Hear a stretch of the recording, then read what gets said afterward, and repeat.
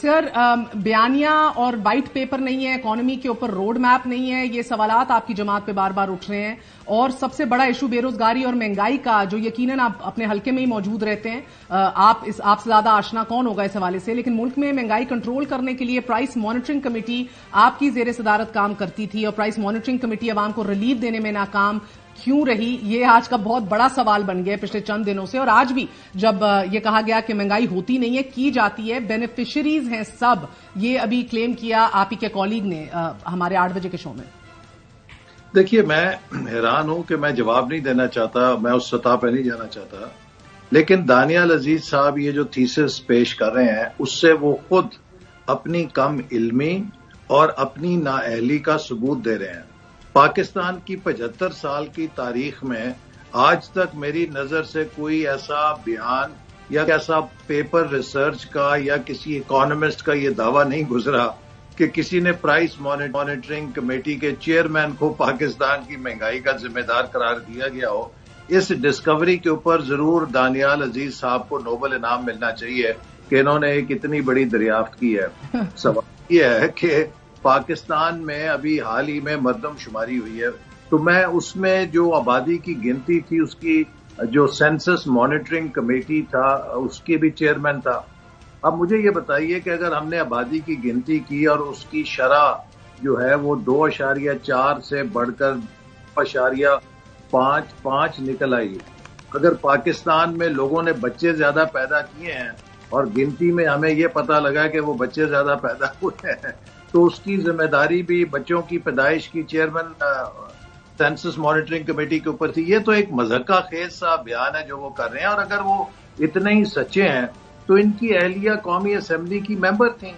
میرے علم میں نہیں ہے کہ کبھی انہوں نے قومی اسمبلی میں یا میرے تک اس قسم کی کوئی شکایت دی گئی ہو۔ پرائس مانیٹرنگ کمیٹی کا ایک بہت محدود دائرہ ہوتا ہے، اس کا مقصد یہ ہوتا ہے کہ جو ادارہ شماریات ہے، یہ پہلے وزارت خزانہ کے ساتھ ہوتا تھا، تو یہ مانیٹرنگ پلاننگ میں دے دیا گیا، جی اب یہ پلاننگ میں دے دیا گیا، اس وجہ سے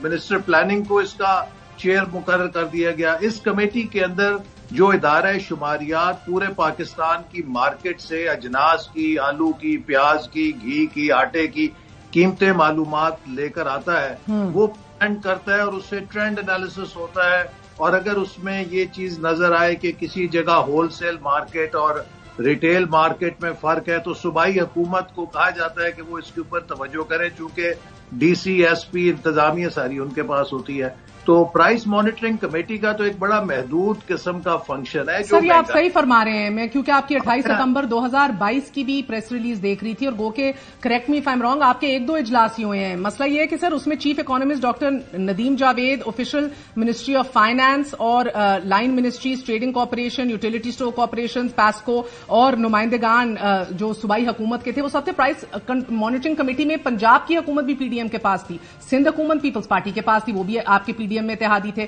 پھر پرائس مانیٹرنگ کمیٹی وفاق اور صوبائی سطح پر جب ریلیف دینے میں ناکام رہی، تو کیا یہ سوال ایڈمنسٹریٹولی دانیال عزیز کا نہیں بنتا؟ دیکھیے، گزارش یہ ہے کہ جو مہنگائی ہے وہ کن چیزوں سے ہوتی ہے؟ مہنگائی ہونے کی جو پاکستان میں وجوہات ہیں، سب سے پہلا جو ہے وہ ایکسچینج ریٹ ہے،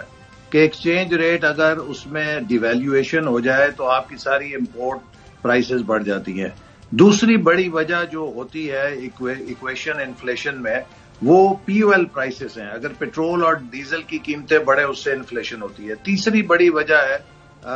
بجلی اور گیس کے نرخ اگر بڑھ جائیں۔ چوتھی بڑی وجہ ہوتی ہے منی سپلائی، کہ اگر آپ کے زیادہ نوٹوں کی سپلائی بالکل یہ سارے فیکٹرز اپنی جگہ موجود ہیں، مگر کیا بات ہے کہ دانیال عزیز اسحاق ڈار یا شہباز شریف صاحب کی بات نہیں کرتے؟ منسٹر کے پاس یہ پلاننگ منسٹری میں ہوتی ہے۔ یہ تو دانیال صاحب 16 مہینے جماعت کے اندر رہے، یہ جو ان کو اب تھیسس یاد آیا ہے، یہ 16 مہینے میں انہوں نے وزیر اعظم کے ساتھ بات نہیں کی، وزیر خزانہ سے بات نہیں کی، ان کی اہلیہ نے اس کے بارے میں قومی اسمبلی میں تقریر نہیں کی۔ اب تو یہ ایک بے معنی بات ہے، ان کا کوئی مقامی جھگڑا ہے جس کو وہ اس بنیاد کے میں اسی پہ آ رہی تھی احسن اقبال صاحب، ہو سکتا ہے کہ دانیال عزیز صاحب پارٹی ٹکٹس پہ ہی ناراض ہوں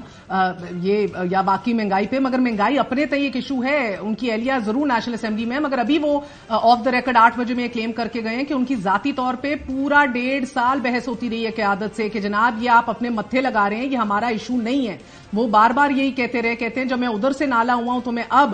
میڈیا کے اوپر آیا ہوں، کیونکہ جب عمران خان کو ووٹ آف کانفیڈنس سے نکالا گیا تب 60% لوگوں نے گیلپ سروے کے مطابق ہی اسکوٹنگ کہا کہ مہنگائی کی وجہ سے نکالا گیا ہے. لیکن آج آپ حلقوں میں اترے تو لوگ جو ہیں وہ حرف تنقید جو ہے پی ایم ایل این کو بناتے ہیں، انکلوڈنگ پیپلز پارٹی. خیر صاحبہ کس طرح پی ایم ایل این کو بنائیں گے؟ 4 سال جب عمران خان نے تیس نیس کر دیا. مجھے یہ بتائیے کہ جو آئی ایم ایف کا معاہدہ ہے، جن کنڈیشنلٹیز کی وجہ سے خود عمران خان صاحب نے اعتراف کیا کہ ابھی تو مہنگائی شروع ہوئی ہے، آنے والے سالوں میں اور مہنگائی ہوگی. آپ وہ ذرا کلپ نکالیں نا عمران خان کا کہ جس میں وہ خود قوم سے کہہ رہے ہیں کہ ابھی اور مہنگائی ہوگی. تو وہ معاہدہ جو عمران خان نے آئی ایم ایف سے کیا تھا، ہم اپوزیشن میں تھے، ہم نے اس وقت چیخ چیخ کر خبردار کیا تھا کہ یہ بغیر سوچے سمجھے جن شرائط کو مان رہے ہیں، اس کے بعد غریب آدمی کا کچومر نکل جائے گا. تو عمران خان اپنی حماقتیں کر کے گیا ہے، جو نااہلی دکھا کر گیا ہے، اس کی پی ایم ایل این یا پی ڈی ایم حکومت کس طرح ذمہ دار ہے؟ ہمارے پلے تو جب پاکستان پڑا یا ہم نے جب پاکستان کو لیا تو اس لیے لیا کہ پاکستان کو عمران خان ڈیفالٹ کے کنارے پھینک گیا تھا. بالکل، مگر اگر آپ مجھے اجازت دیں سر، مسئلہ یہ ہے کہ عمران خان کو جب آپ نے نکالا تھا تب مہنگائی 9% تھی. جب آپ مارچز کر رہے تھے، آپ کی حکومت آئی، مہنگائی 33% پر پہنچ گئی. آئی ایم ایف نے مزید ریلیف دینے پر کوشش سے بھی منع کر دیا، اور خاص طور پر موٹر سائیکل سواروں کے لیے بھی آپ کو یاد ہوگا پیٹرول 150 روپے کرنے کی اسکیم بھی آئی ایم ایف نے منع کر دی تھی. بجلی 31% اور گیس کے ریٹ 200% بڑھا دیا آپ لوگوں نے. اگر آپ مجھے جواب دے لینے دینا، آپ نے تو تابڑ توڑ سوالات کیے ہیں تو مجھے بھی تابڑ توڑ جواب دے لینے دیں. بات یہ ہے کہ جو عمران خان صاحب کے بعد مہنگائی میں اضافہ ہوا وہ اس لیے ہوا کہ جب پاکستان کو ڈیفالٹ سے بچانے کے لیے ہم آئی ایم ایف کے پاس گئے، انہوں نے کہا جی پہلے آپ ان شرائط کے اوپر عمل کریں جو عمران خان صاحب ہمارے ساتھ دستخط کر کے گئے. ہمیں نہیں پتا کہ شوکت ترین کون ہے اور مفتاح اسماعیل کون ہے یا اسحاق ڈار کون ہے. ہمیں یہ پتا ہے کہ اس کے اوپر پاکستان کے وزیر خزانہ نے دستخط کیے ہیں. تو لہٰذا وہ شرائط جن کے اوپر عمران خان صاحب نے دستخط کیے تھے اور ان کے برعکس عمل کرنے کی وجہ سے وہ پاکستان کو ایک خسارہ دے گئے، تو جب ہمیں ان شرائط کو پورا کرنا پڑا، اور اسی لیے ہم کہتے ہیں کہ ہم نے پاکستان کو اپنی سیاست کی قربانی دے کے بچایا ہے کہ جب آپ وہ سبسڈیز ختم کریں گے جن کا عمران خان صاحب نے آئی ایم ایف سے معاہدہ اور وعدہ کیا تھا، تو یقیناً اس کے نتیجے میں قیمتیں اوپر جائیں گی. جب پٹرول مہنگا ہوگا اس سے بجلی مہنگی ہوگی، جب پٹرول اور بجلی مہنگی ہوگی تو اس سے آپ کی مہنگائی ملک کے اندر اضافہ ہوگا.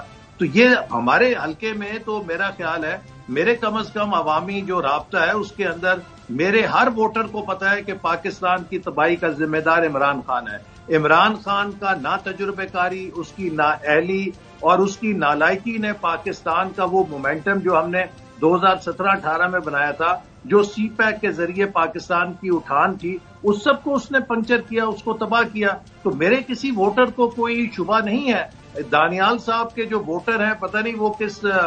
جماعت سے تعلق رکھتے ہیں، لیکن مسلم لیگ نون کے ہر ووٹر کو پتہ ہے کہ پاکستان میں آج جو مہنگائی ہے اس کا ذمہ دار عمران خان ہے. گو کہ وہ اس پہ یہ بھی کہتے ہیں احسن اقبال صاحب، آپ نے کون سا سروے یا انویسٹیگیشن کرائی کہ آپ عمران خان کے اوپر یہ لگا سکیں؟